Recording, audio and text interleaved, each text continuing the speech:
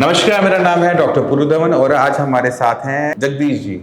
तो जगदीश जी के जो परेशानी है वो किडनी की तो है ही, बट वो किडनी की दिक्कत क्यों शुरू हुई ना, वो जानना आप लोगों के लिए ज़रूरी है। इनकी दिक्कत इसलिए शुरू हुई थी क्योंकि इन्होंने अपनी स्टंटिंग करवाई थी, अपने हार्ट में स्टंट डलवाए थे, क्योंकि इनकी जो आर्टरी थी, जो ब्लड सप्लाई थी, जो हार्ट को जा रही थी, वो ब्लॉक हो गई थी। हॉस्पिटल में रहे, एडमिट हुए, बट जब वो डिस्चार्ज होने लगे तब इनका क्रिएटिनिन लेवल बढ़ना शुरू हुआ। अब वो क्यों शुरू हुआ? क्योंकि जब हम स्टंट डालते हैं तो स्टंट हम एक तार के थ्रू रस्ते से डाल रहे होते हैं, बैक के रस्ते से वो डलता है, और स्टंट कहाँ तक पहुँचा है, कहाँ तक नहीं पहुँचा, उसको देखने के लिए हमारे ब्लड में एक इंक डाली जाती है, एक डाई डाली जाती है, और इसको हम ऊपर से एक्सरे से देख रहे होते हैं, सीटी मशीन से देख रहे होते हैं कि कहाँ तक हमारा स्टंट पहुँच गया है। मगर ये जो इंक होती है, ये जो डाई होती है, ये रेडियो एक्टिव होती है। ये आयोडीन का आइसोटोप होता है जो किडनी को बहुत स्पीड से ख़राब कर सकता है, और कुछ केसेस में वो ख़राब करता भी है। जैसे हमें जगदीश जी के केस में देखने को मिला कि उस डाई ने इनकी किडनी को हॉस्पिटल में ही ख़राब कर दिया था। जब हॉस्पिटल में थे तब लेवल कितने थे आपके? 2.7। और फिर वो मेरे पास अब 4 पर आए। 4 पे आए थे आपके पास, यूट्यूब में देखा था, लेकिन 2.5 से 4 कैसे पहुंचा? धीरे धीरे पहुंच गया, एकदम पहुंच गया था। दवाई इंग्लिश दवाई चलाती थी। 2.5 था, मेडिसिन खा रहे थे, लेवल रुका नहीं, वो 4 तक पहुंच गया था। हाँ जी। अब कितना लेवल है? हाँ, हमारा 2.5 है। 2.5 वापस नीचे आ गया। हाँ जी। कितने टाइम में आया? 2 महीने में आ गया। 2 महीने में वापस वो आ 2.5 पर आ गया है। हाँ अभी और नीचे जाना है उसने। हाँ जी। अब लोगों को लगता है कि वो किडनी के मरीज से खाना बंद कर दें, तो आप क्या खाते हो पहले लोगों को बताओ। कितनी रोटियां खाते हो दिन में?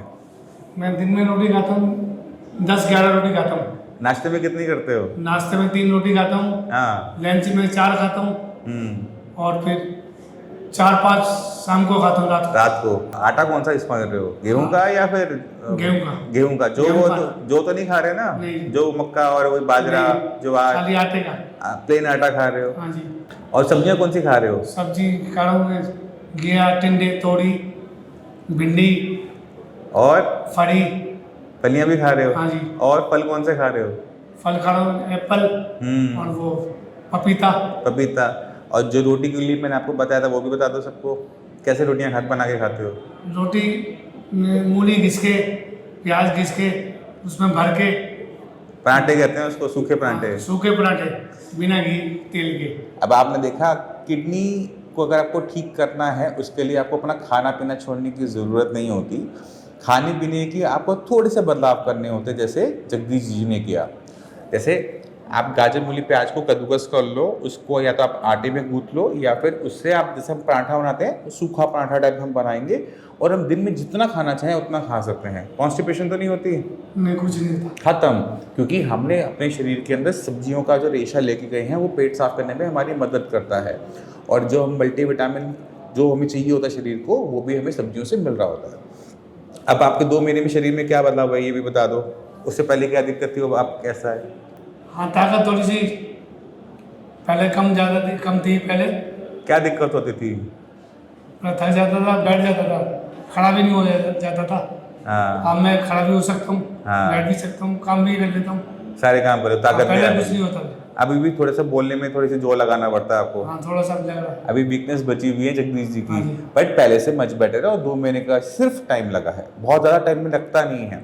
तो आपको समझने की ज़रूरत है कि आपको किडनी को ठीक करने के लिए भूखा रहने की ज़रूरत नहीं है।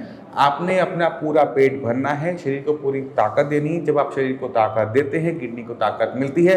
किडनी को जब ताकत मिलती है, किडनी काम अच्छा करती है, और क्रिएटिनिन, यूरिया बाहर करती है, और आपके लेवल डाउन हो जाते हैं।